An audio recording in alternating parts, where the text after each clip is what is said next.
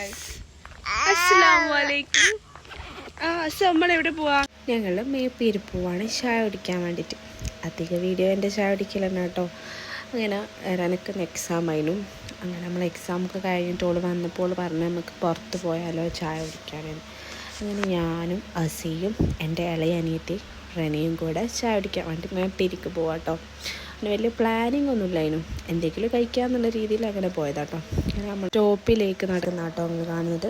ഇരിങ്ങത്താണ് നമ്മൾ പോകുന്നത്.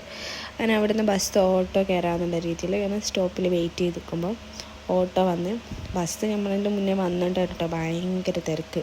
നമ്മൾ സ്കൂൾ വിട്ട് ആ ഒരു ടൈം ആയതിനെ കൊണ്ട് നല്ലോണം കുട്ടികളുണ്ടായിരുന്നു. ഞാൻ ഓട്ടോന്ന് കുറച്ച് വീഡിയോസൊക്കെ എടുത്ത് നമ്മൾ നേരെ വിട്ടത് ഡി പാരിസിലേക്കായിരുന്നു കേട്ടോ. മേപ്പേരത്ത് അവിടെ നേരെ ഷവർമയും ഒരു സാൻഡ്വിച്ചും അങ്ങനെ ഫലൂദൊക്കെ വാങ്ങി കഴിച്ച് നമ്മൾ നേരെ ബസ്സിൽ കയറി.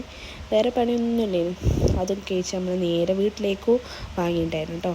അങ്ങനെ ഉമ്മക്കും ഉപ്പക്കെല്ലാം വാങ്ങി തിരിച്ച് നേരെ വന്ന് ആ സമയത്തായിരുന്നു കേട്ടോ വീട്ടിൻ്റെ അടുത്ത് എത്താനായ സമയത്തുണ്ടായിരുന്നു ഉപ്പ പുറത്ത് നിൽക്കണം.